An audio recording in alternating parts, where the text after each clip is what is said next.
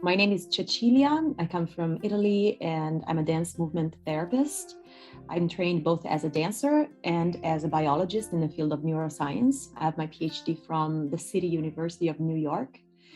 And I have been working in the past 3 years with people that live with Parkinson's and dementias, like Alzheimer's dementias, but also other types. There is no typical session. The sessions are developed in the moment based on therapeutic goals that are thought in relationship to a specific population, a specific group, and specific individuals. So the plan of the session is brought by the therapist, who then has to deal with what the clients bring in that specific moment, that specific day. And those two sources shape what the session will be like.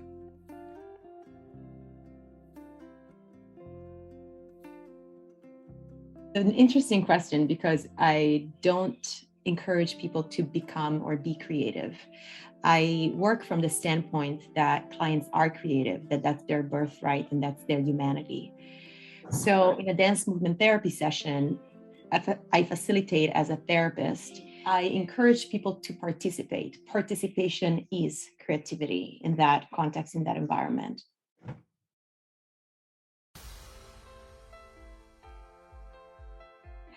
There would be a lot to say about how it works, because there is a body of literature in dance movement therapy about what we call the active factors or the therapeutic mechanisms in dance movement therapy. I can give you an example. I published a paper recently where I studied the effects of dance in Parkinson's, observing how the presence of movement, collective movement, people around us, live music, metaphors and poetic language, all this together in the context of a dance session has effects on the psychological well-being. So what we call self-efficacy, the belief that we are capable of things. It has positive effects on the way we move. And in that case, it's both symmetry of movement and quality of gait or walking patterns. So there is the psyche, there's the movement, and there's also something really physiological at the level of what we can see in skin conductance. So if we measure the amount of electricity we have in the skin, we have a sense of the emotional engagement that we may have during a specific activity. So there is an emotional engagement that is self-reported by the participants as joyful, as what we call in dance therapy, instillation of hope, that an experience of joy can instill hope within us. When I think of dance, I think of a practice that is very, very peculiar, because dance is very ephemeral. So it lives in the moment and then it disappears. There's really no, it's not like a painting, or it's not like a poem.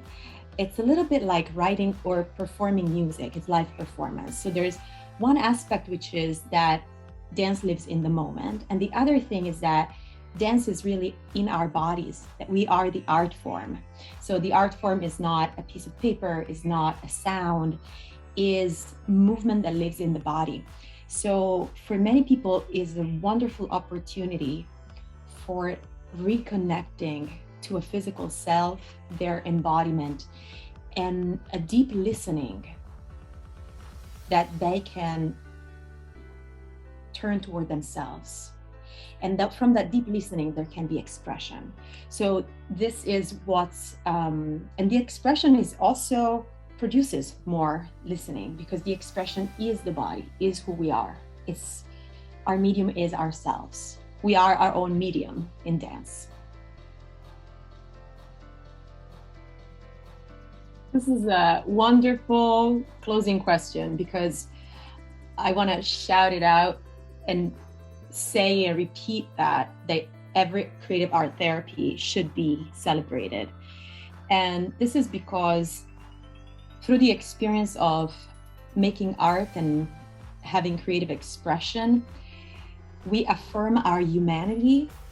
And I think in the healthcare field, there are gaps that have to do with caring for people, caring for ourselves, and acknowledging what is beneficial in general, but also what is beneficial in front of conditions that are challenging, in front of disease. So we know that there are drugs that can be beneficial, there are treatments that can be beneficial, and this is a form of intervention that is indeed highly beneficial, that really complements an array of options. And one example that I have very clear in mind is I work with people who have with neurodegenerative diseases, such as Parkinson's and Alzheimer's. So these people live their entire life after being diagnosed with the diagnosis. And on one hand, they cannot be reduced to a diagnosis, and that's their humanity, which is much bigger and much larger. And on the other hand, they experience on a daily basis a loss of maybe a function, a loss of independence. And I heard them reporting that the experience of creating things, so engaging with creativity and creative art therapies, is the counterpoint to that. So they are not only at loss, but they can create something on a daily basis and add that to their lives.